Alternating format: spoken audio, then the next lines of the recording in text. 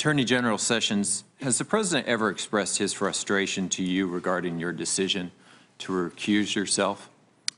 Senator Heinrich, I'm not able to share with this committee private communications. Because you're invoking executive privilege. I'm not able to invoke executive privilege. That's the President's prerogative. Well, my understanding is that you took an oath, you raised your right hand here today, and you said that you would solemnly swear to tell the truth, the whole truth, and nothing but the truth.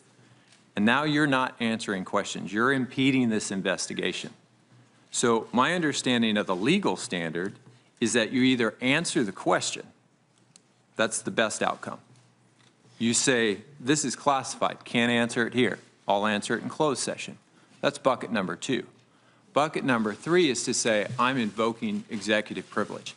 There is no appropriateness bucket. It is not a legal standard. Can you tell me what are these long-standing DOJ rules that protect conversations made in the executive without invoking executive privilege? Senator, I'm protecting the President's constitutional right by not giving it away before he has a chance to review it. And secondly, I am telling the truth in answering your question in saying it's a long-standing policy of the Department of Justice. Are those policies written? Even and to make sure the President has full opportunity to decide these issues. Can you share those policies with us? Are they written down at the Department of Justice?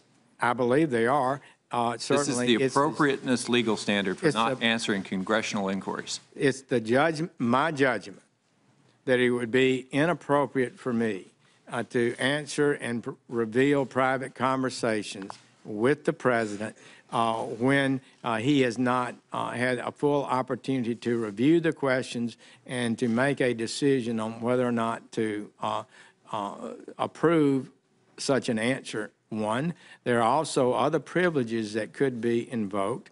One of the things deals with the investigation of the special counsel.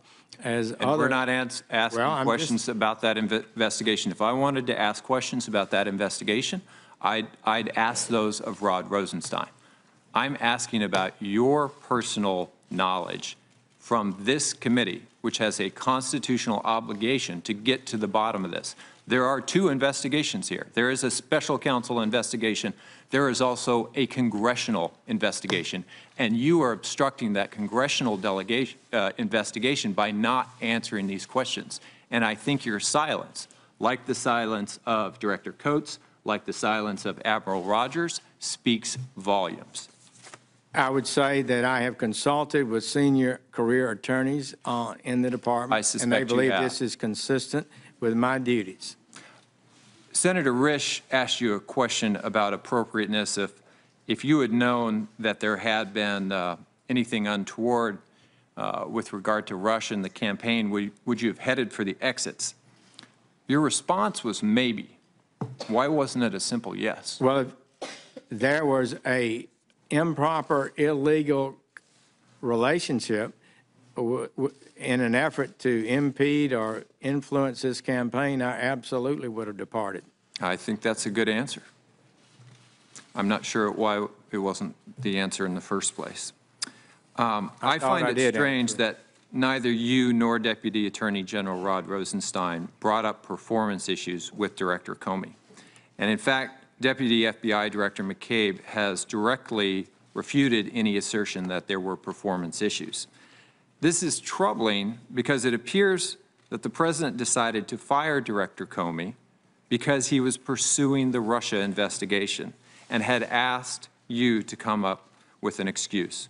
When your assessment of Director Comey didn't hold up to public scrutiny, the President finally admitted that he had fired Director Comey because he was pursuing the Russia investigation, i.e. the Lester Holt interview.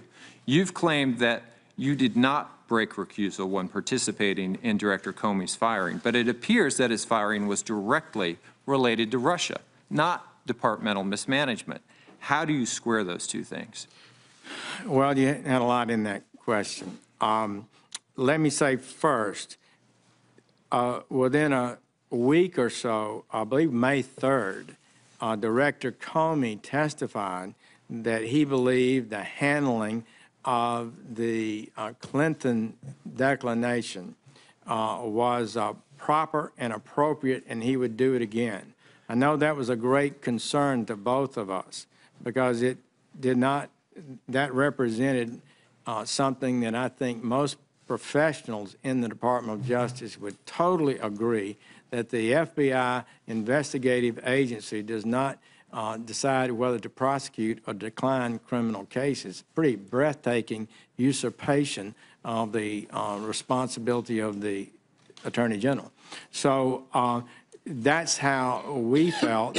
That was sort of additional concern that we had heading the FBI, someone who boldly asserted the right to continue to make such decisions. That was one of the things we discussed. That was in the memorandum, I believe, and it was also an important factor for us. Before I recognize Senator Blunt, I would like the record to show that last night Admiral Rogers spent almost 2 hours in closed session with almost the full committee, fulfilling his commitment to us in the hearing that in closed session he would answer the question, and I think it was thoroughly answered, and all members were given an opportunity to ask questions. I just want the record to show that with what Senator Heinrich stated. Senator Blunt. Hey there, thanks for checking out CNBC on YouTube. Be sure to subscribe to stay up to date on all of the day's biggest stories. You can also click on any of the videos around me to watch the latest from CNBC. Thanks for watching.